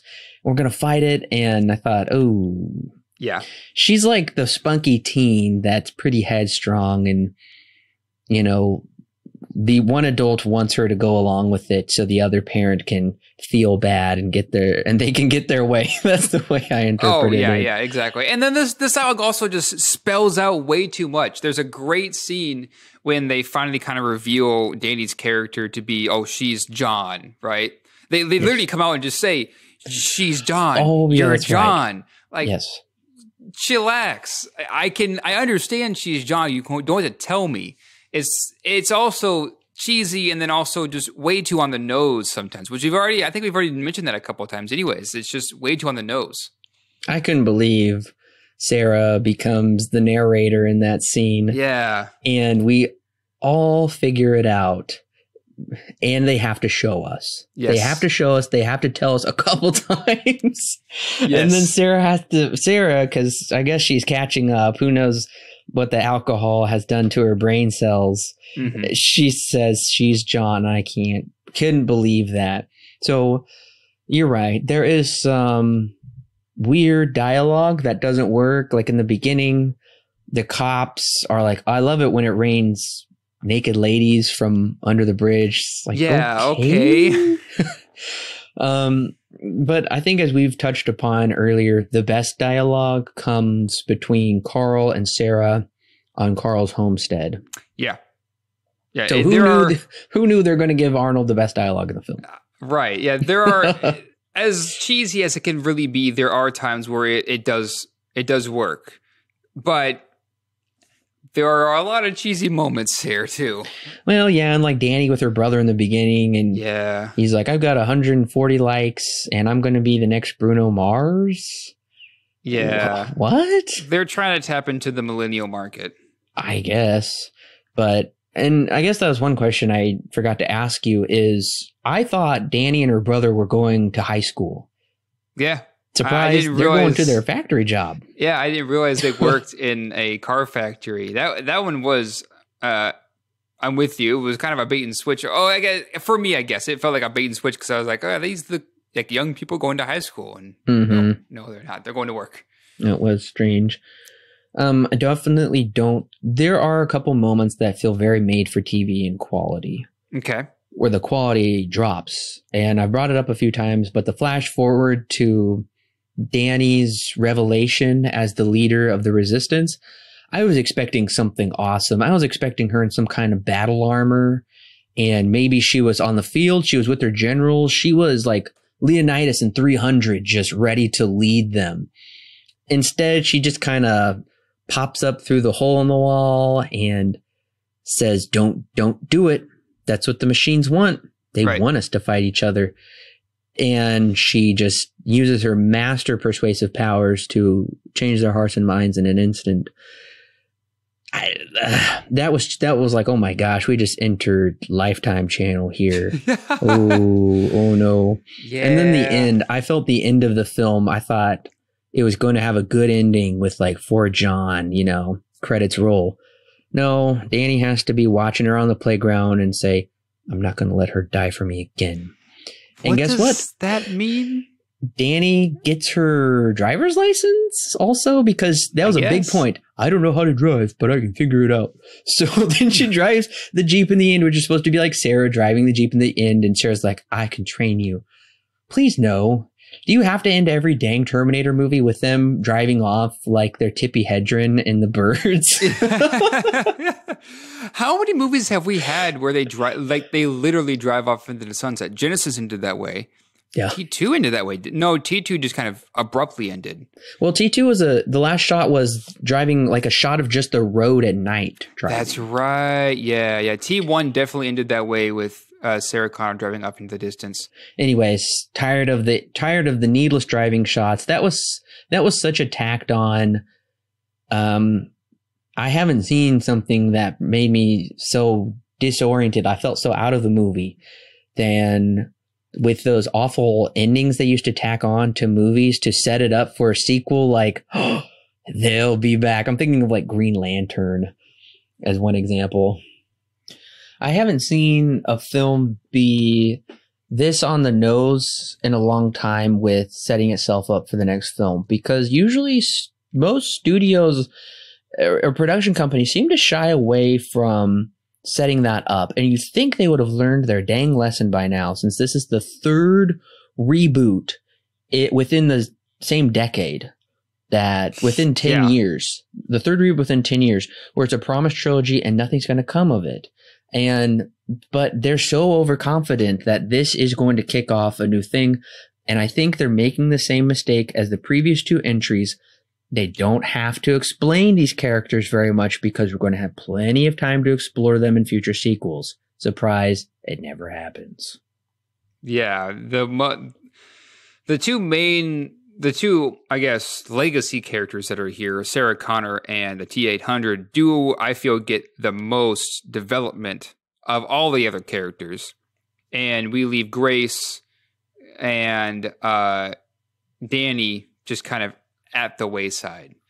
And I honestly, this is a movie where I felt way too often that I knew I was watching a film, because of how many conveniences there are, because of the really honestly stupid and cheesy dialogue that just keeps coming back up. There are so many times where I'm just like, oh yeah, I'm watching a movie. Somebody wrote this, because it is just so convenient, and sometimes is kind of hard to, suspend your disbelief for it. One thing I'm kind of sad, because at this point, I feel like we're not going to see very much into the future with these films, is I really did like these fights in the future with these really cool redesign of the ships. And supposedly they're fighting Rev 7s into the future. Those things that the Terminators with like the spikes come like flying out of them like tentacles. Oh, and they're fighting those. Yeah. That looked like that could actually be a really cool movie. Now, maybe that's more made for Netflix quality. I don't know. But nevertheless, I did like at least that hint of a very different type of future where they fight that didn't look like what we've seen in previous Terminator films. I don't think we're going to get that, though, but we got a glimpse of it.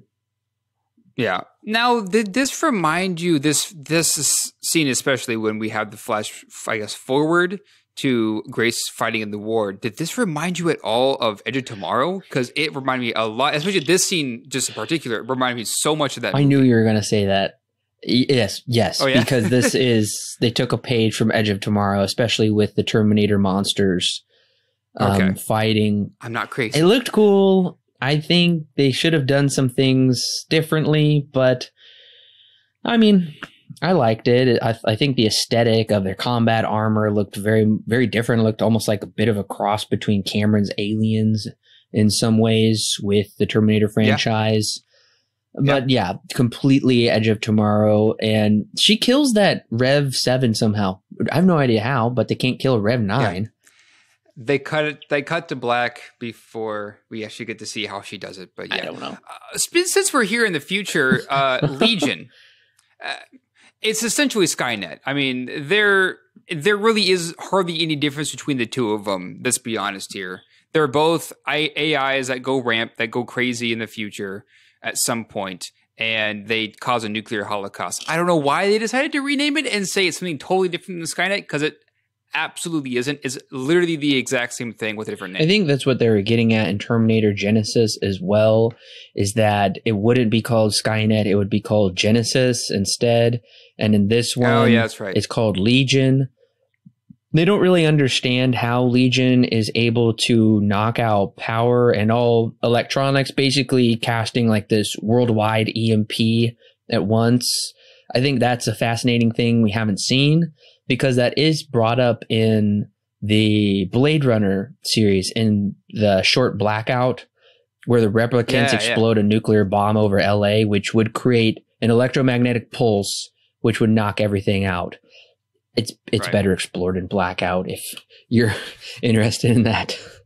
Yeah, a 15-minute short film.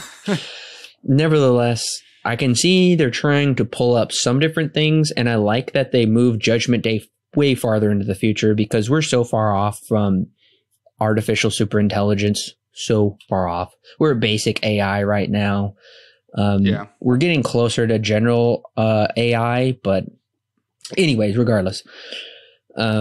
I think the naming of it Legion is probably more so, I think humanity probably called it that. Once again, it seems like they've returned to some more so of a biblical worldview of the future, of this revelation, of this apocalypse, and calling it Legion, where the demon is not one, but many, but it's contained within one body.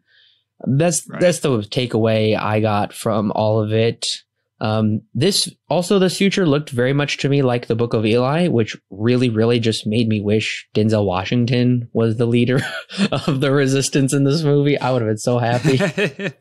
Denzel Washington comes out and he's actually John Connor the whole time. Surprise. I would love that. Now you got me on that. I guess thematically the name works. Sure. But yeah, I guess I'm just bothered by the fact that it's the same thing that Skynet's always been, which I mean, I guess I can't complain too much about, because they spend most of their time focusing more on the story and the characters than they do what's in the future and all the semantics on that, because we've already focused on that way too much in the past movies. Their main focus is these characters and the story that they are currently in, not what's going to happen in the future. That's not something I'm bothered about. That's something I actually really like. And that is the main thrust of the TV show, is that Sarah and John have destroyed Cyberdyne and any hopes of Skynet, but there are still people in the world creating artificial intelligence that will eventually become self-aware to take over. So in the TV show, it begins as the Turk, and then the Turk evolves into Babylon. And that's exactly what I think Josh Friedman brought into the TV show here, is that irregardless of whether they destroy Skynet, they won't destroy man's innovation to achieve artificial intelligence. And it won't necessarily be called Skynet. It will be called Legion or Babylon or the Turk or something like that. So for that part, I liked, but we're not given enough to really delve into it. And what do you think, Alan? Do you think we're going to get a sequel to this movie? My guess is probably not. No, I think the franchise is dead for now. But is this film dead? Or, I don't know, is it very much alive? Are we ready to give them our recommendations, Alan? I think so. All right. Alan, what is your rating and recommendation for Terminator Dark Fate? Terminator Dark Fate is the best thing to happen to Terminator since Terminator 2. However, it's still not a great movie. I would say it's passable, but there are definitely times, I just said this a little bit ago, there are times where I knew, I felt, okay, I'm watching a movie, and it just kind of pulled me out because of either some kind of stupid convenience or just some stupid line of dialogue. That is a thing of this movie. There are really silly parts to it, but what they do in this movie, when it comes to, especially with Arnold Schwarzenegger's character and Linda Hamilton or Sarah Connor's character, they do honestly a very interesting job at finally going deeper into what it means to be a Terminator, what it means to have some kind of humanity, forgiveness, redemption, etc., to something that is not supposed to be human. It's supposed to be the complete opposite. It's supposed to be infiltrating. I like that idea. They finally do that. But at the same time, is this a movie that I would recommend? Sure, I would recommend it. Would I buy it on Blu-ray? I guess we'll have to see. So, at the end of the day, it's the best thing to happen in Terminator, because this is what Terminator Genisys should have been in my mind. This is different enough for me to feel like this is something that is more refreshing than Terminator, or really any Terminator movie since Terminator 2. So finally, we have one that I actually enjoyed watching, not one that I got bored with halfway through it. So, anyways, at the end of the day, yes, solid recommend, 6 out of 10. It's not perfect, it's not great, it's very okay, but I at least had way more fun with this one than I have, honestly, with every other Terminator movie that we've reviewed so far. Terminator Dark Fate is probably the best Terminator sequel we're ever going to get outside of the original two. And in many ways, this film is better than all of the rest. Dark Fate isn't actually about a dark fate, but rather man's free will to choose good or evil. These themes of free will versus predestination, self-sacrifice for those we love, and ultimately forgiveness and redemption are what Dark Fate's worldviews stand out from the rest. It was refreshing to see a Terminator film not reassigned to the unassailable evils of the world. This is a film about overcoming great odds in order for good to triumph over evil. Yes, sometimes it's on the nose and certain emotional moments are forced, but overall I'm very pleased with the worldview and thematic elements of the film. Another strong positive is this does in fact feel like a definite sequel to the original two films, while still bringing a fresh storyline. I'm so glad the rinse and repeat formula of the previous installments is ditched to craft something fresh in this stale universe. Having Skynet be a thing of the future, long gone, gives meaning to Sarah and John's triumph in T2, while still leaving logical room for a different AI to take Skynet's place. Mackenzie Davis is the saving grace of this film. She is a tough female with emotional depth and a gripping character arc. Also, I'm so glad Arnold finally has a purpose in coming back to the franchise. A machine learning to love may not be logical, but the point is admirable and further develops off of his character and Sarah's feelings about him from T2. Linda Hamilton coming back I liken to Harrison Ford returning in Blade Runner 2049. Both characters are important to the story, but they're more so peripheral in order for their legacy to have more meaning. Having her and Arnold return 28 years later provides much needed closure to the gaping hole left by Terminator 3. There are some obvious political messages, such as that of the Dreamers and the Me Too movement, lobbed into this film that are unnecessary, but thankfully the viewer isn't hit over the head with them.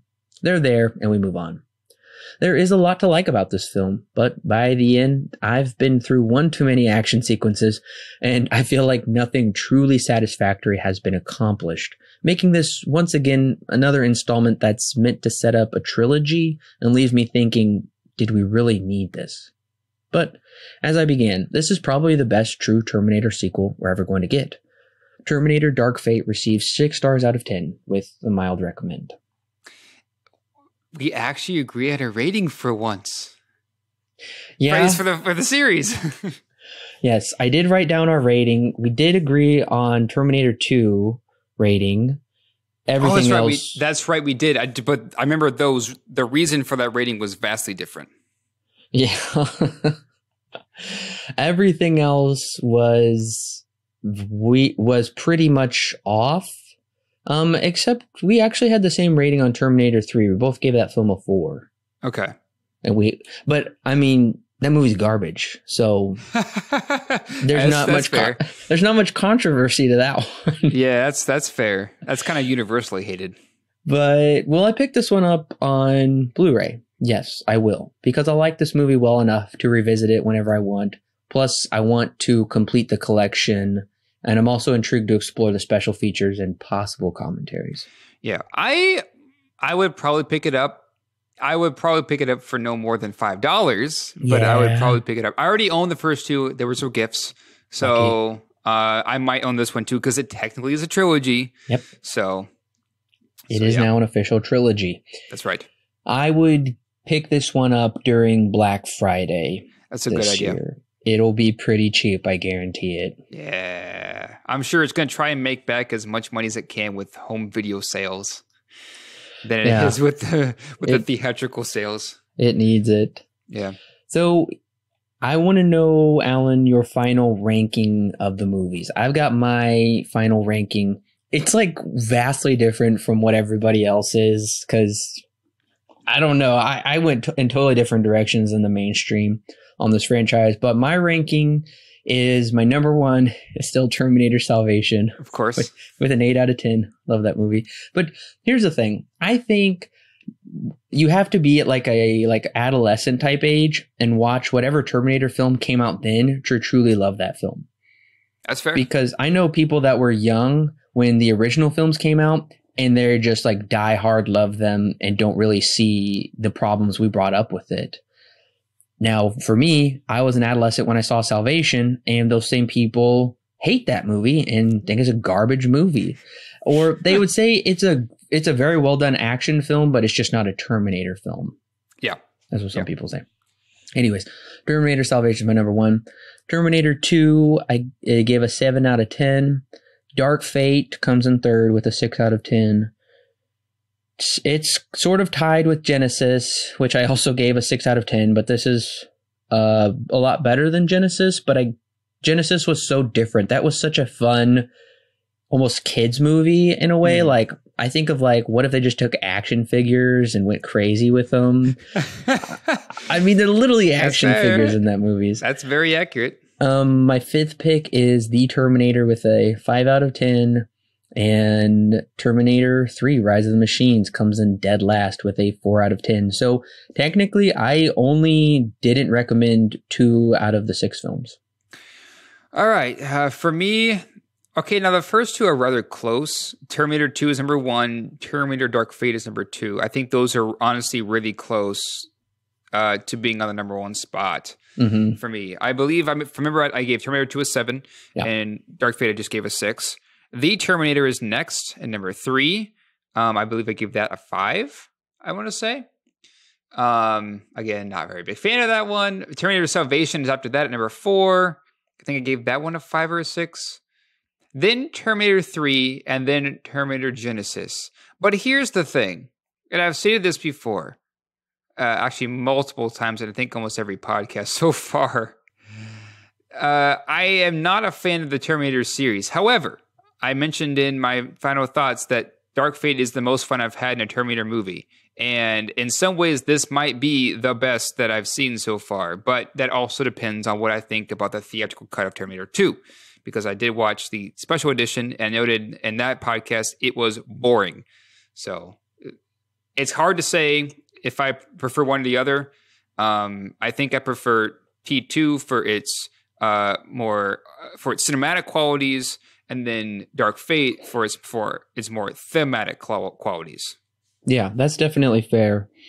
Now, as for if I was just going to recommend, somebody says, I've never watched the Terminator films, I want the experience, what should I watch? I would say that you should probably just watch 1 and 2, and watch 2 with the alternate ending with Sarah Connor in 2029 or whatever it is. And John is grown up with a daughter and they win. And that's actually a cut of the movie you can watch, and it rounds out that duology. If you're hungry for more, make it a trilogy, and round it out with Dark Fate. I think Salvation is a great Mad Max Apocalypse Now combo one-off film that really doesn't feel tied in to these movies, but I would recommend that just for a fun action film. Yeah, I would say you could get away with 1, 2, and 3. 1 has pretty significant Hollywood inspirations on it, and 2 is considered to be by many to be one of the greatest. Also, very innovative for its time. And then I feel Dark Fate just kind of helps round out some of those corners as well. So yeah, that's what I would do is 1, 2, and 3 if you want to go for it. Everything else is a no-fly zone. Which works because they're not canonical if you watch your preferred method. That's true. So my average rating for the series is 6 out of 10, which means it's okay and comes with a very mild recommend. If I'm not mistaken, Alan, your average is a 5 out of 10, which I'm guessing you would probably say as the series as a whole you wouldn't recommend it. Yeah. As a series as a whole, if the Terminator franchise was one whole movie, 5 out of 10 seems very accurate to me. Would I recommend it? No. No. I don't think I would. I don't really want to come back to these Terminator movies now that I've seen them all the way through. Dark Fate, maybe. T2, maybe. We'll see. So there are no current future developments. I know Cameron plotted out the trilogy, so if that's ever going to be a thing, they're ready to pick up. They clearly set up brand new characters for us to follow along with the new trilogy. My guess is because it did very well critically and audiences seemed to like it well enough, but they just didn't turn out to make it viable. So maybe this could have a life on a streaming service as a TV show. I know Westworld is doing really well, and that's about robots in the future. Mm-hmm. But I don't know. If I'm guessing this trilogy won't pan out, but we will see Terminator reappear in some form, but it's going to be quite a few years from now. I would personally love to see this as a really violent, gritty anime movie or TV show. Yeah, I think it would honestly work for that because I don't think Dark Fate could almost be PG-13. If they were to take out language, I think it would be a PG-13. So yeah, seeing a gritty anime could maybe breathe some new life into this honestly dying franchise. Actually, probably at this point dead franchise because none of these movies are making money anymore. So yeah, I guess I can see maybe there will be another Terminator movie in about 10 years or so. That's usually what ends up happening with at least for the last 3 times. So I guess we'll see. Yeah, and it's going to not be a sequel to this. Someone will reboot it once again with a quote fresh take. Yeah. Or what if we got a sequel to like Salvation and Christian Bale came back? That'd be interesting. That would be so fascinating. Or we got a sequel to Genesis, because you can't say it's never been done, because Dark Fate is technically a sequel to Judgment Day. That's fair. You could do that and have 2 different timelines. That's true. And according to James Cameron, all of these films, like Terminator 3 or Dark Fate, doesn't override all of the other films.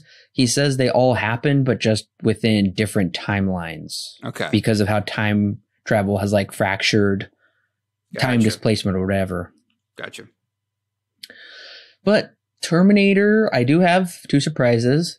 Terminator isn't quite done yet here on the podcast. I have been diligently watching Terminator, the Sarah Connor Chronicles. So once I am done with that TV show, I'm going to release just a small special podcast. It won't come out on the regular Mondays. It'll probably come out on a Wednesday or a Friday. And that'll just be a small review of me giving my thoughts as to what I liked about the series, what I didn't like, and how it fits into the overall Terminator lore. Because according to IMDb, users have given it an average rating of 7.7. Which is pretty high. It's very high, and no other film can even come near those numbers, save for the original 2 films. So right. I should tell you, fans really highly regard the TV show. Just quick thoughts. I'm liking it quite a bit right now. Season 2 is up the ante. I'm excited to see where they go with it. I have also been keeping a Terminator timeline on my phone in my notes. So I'm going to, this is Silver Screen Guide after all. I had to watch all of the films first before I could give you a guide to the timeline of the film. So I'm going to create a fun infographic and provide some voice narration over that so we can walk through the Terminator timeline together and see if we can decipher it. So those will be coming to the podcast pretty soon, just 2 specials within this retrospective movie review series. So it's not quite done yet. Well, listeners, Terminator movie reviews may be over with for now, but our movie review series is really just getting started for this year. We have a ton of great ones lined up and leading to a weekend of release movie reviews that are coming out this year, big ones as well. So our next movie review series we're starting is all of the Christopher Nolan films. Started with his very first film made a long time ago that you actually may never have heard of. It's called Following, and that is leading up to the July 17th release of Tenet. And we will also be breaking those reviews into sections, and in between we will have other reviews such as Candyman, leading up to Jordan Peele's spiritual sequel this June. So we will have the full schedule released here very soon. By the time this recording goes live, the schedule may already be up for you to give a full look at it, but we did want to make sure that we didn't leave you in the dark as to what was coming next week. So I gotta say, I am very excited to explore Christopher Nolan's early works. I'm familiar with his newer stuff like Batman, but I'm not too sure about his earlier films. I think I've seen every single Nolan film. Actually, within the last few years, I believe I finished it up because I know I've seen Following twice. Oh, wow. I've seen Memento once, and I really want to see it again. I've seen Insomnia once. And those are like the 3 that people don't really hear about the most. Usually it's from Batman Begins and onward, everyone's seen. So I'm ready to see what you think about all of these movies, especially as a whole, because Christopher Nolan's a huge name in Hollywood right now. So I'm curious to see not only what my thoughts are going back, but also what your thoughts are seeing these movies for the first time. I'm really excited to see where he came from with Following, which I believe might be a student film, or from his very early career. His very early career, student film, maybe. Well, that's why we're reviewing the movie, is to find out everything about it and discuss it with you listeners. So we're both very excited to come to those movies. And I'm also excited to see where he's come from and now where he's at, because supposedly the budget for Tenet is like $250 million. So just some ultra massive $250 million. It's huge. It's described as an epic event, and he's become a very epic filmmaker in many ways.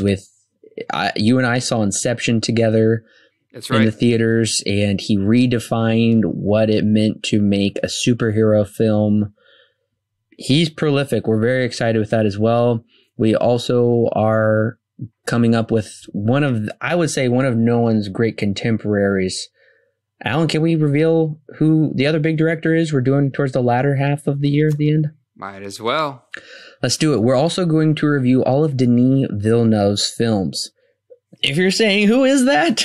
Well, we've actually reviewed a couple of his. Yeah, we've already reviewed. He directed Jake Gyllenhaal and Hugh Jackman in Prisoners, and he also directed Harrison Ford and Ryan Gosling in Blade Runner 2049.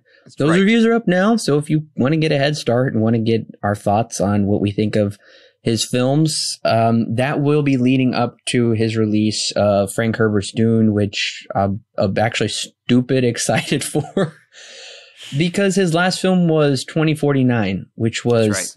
I would say a masterpiece, and I have just the highest of expectations. So I have nowhere to go but to be crushed if this movie doesn't live up to my 9 to 10 range. Yes.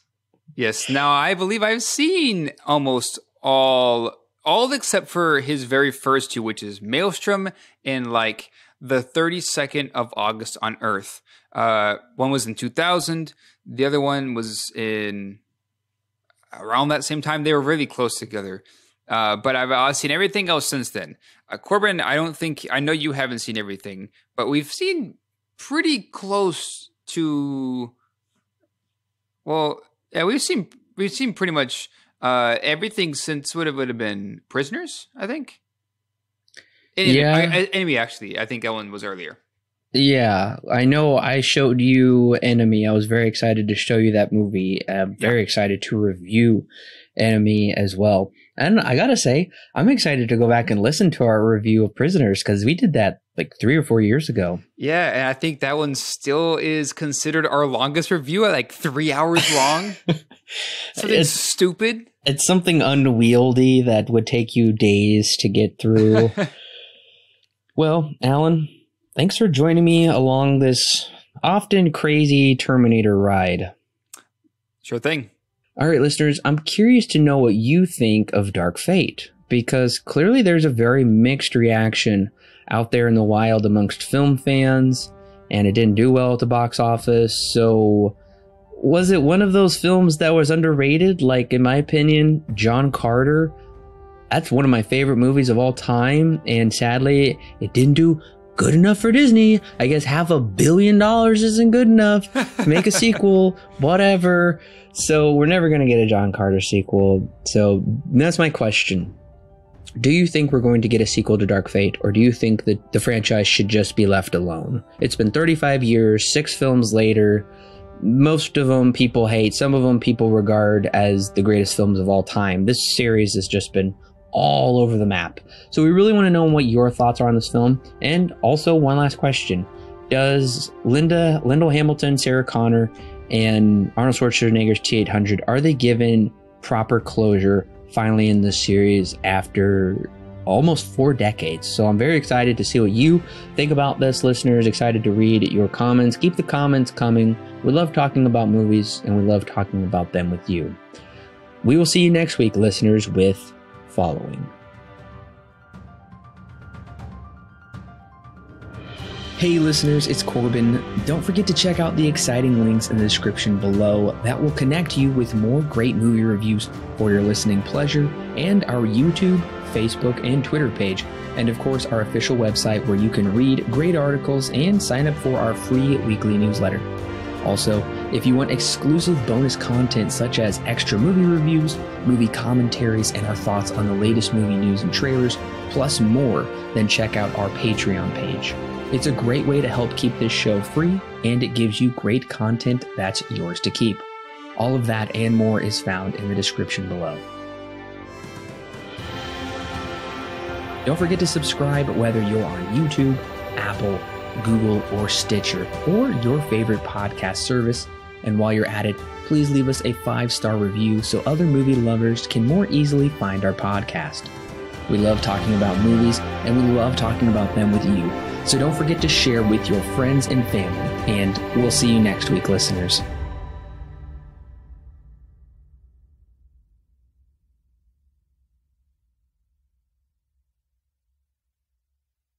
The Silver Screen Guide podcast is edited and produced by Allen and Corbin. Intro and outro music is created by Thomas Rankin. The thoughts and opinions herein expressed are those of the individual and do not necessarily represent those held by Silver Screen Guide. Silver Screen Guide is not affiliated with any company or individual involved with the creation of this movie or TV show. No portion of the podcast may be used without express written permission from Silver Screen Guide.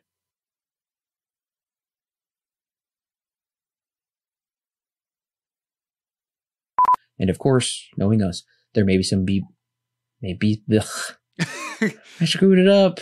Crap. It's too late in the day. It's so late at night. It's so late. I have run off so little sleep. Forget it. I'm going to reread it. Well, Alan, have you been watching The Dark Crystal, Age of Resistance? I have not, but I need to. And I know in the original, that is a meme, I guess you could say. So you sounded just like Chamberlain. You sounded just like Chamberlain from there. I'm like, what?